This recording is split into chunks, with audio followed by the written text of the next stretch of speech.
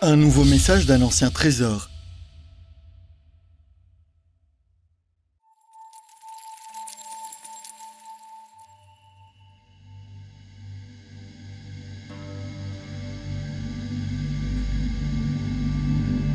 Ces fragments de pierre au caractère chinois ont résisté aux vicissitudes du temps. Se trouvant dans différents musées à travers la Chine, ces fragments sont séparés, mais ils appartiennent au même groupe de stèles. Les classiques sur pierre de Xiping de la dynastie Han de l'Est sont des récits officiels appartenant à une époque très ancienne de l'histoire. Des caractères ont été gravés sur les deux faces. En total, il s'agit d'une compilation des 7 classiques confucéens gravés avec plus de 200 000 caractères, un exploit sans précédent dans l'histoire.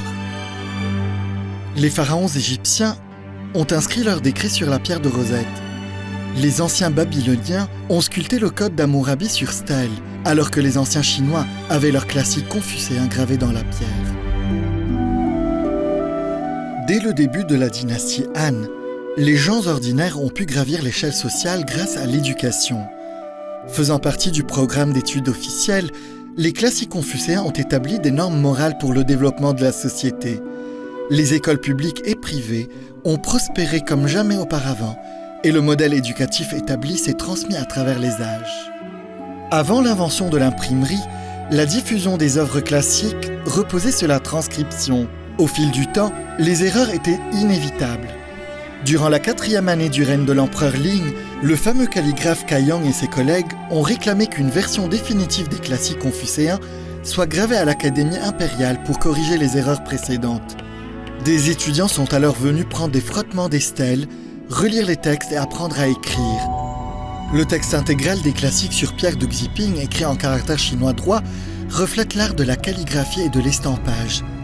Ainsi, ces stèles représentent un chef-d'œuvre de l'histoire du développement académique chinois et de l'art de la calligraphie.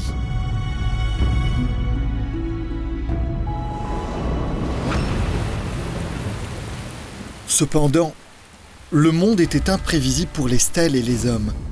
La rébellion des paysans eut lieu 2 ans après l'accomplissement des stèles littéraires. 7 ans plus tard, Dong Zhuo détruit la capitale de Luoyang. L'Académie impériale a été abandonnée. Et les stèles endommagées furent réparées pendant la période des 3 royaumes, pour ensuite être dispersées à travers le pays.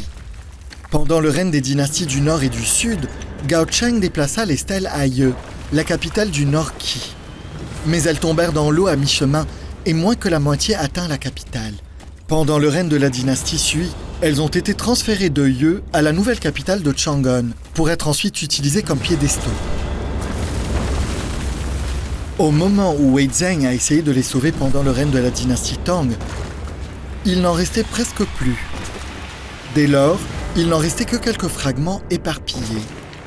Comme une chaîne de perles brisées, elles étaient dispersées dans tout le pays. Le contenu de ce fragment provient du I Ching, également connu sous le nom du livre des changements. Malgré le grand nombre de caractères chinois, la langue chinoise a évolué au fil des siècles.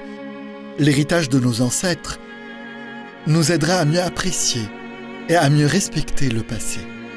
Les classiques sur pierre de Xiping ont lancé l'idée d'édition de textes classiques autorisés et approuvés par le gouvernement dans les dynasties suivantes. Nous approfondissons notre compréhension de la culture chinoise ancienne en nous basant principalement sur les mots gravés dans la pierre.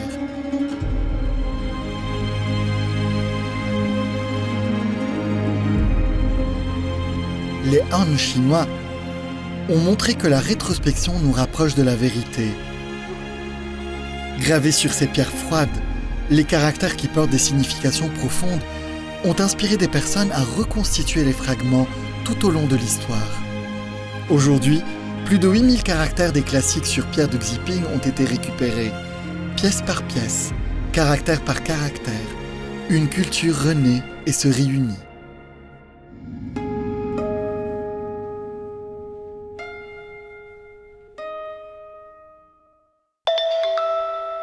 De nouveaux messages provenant d'autres trésors anciens vous attendent.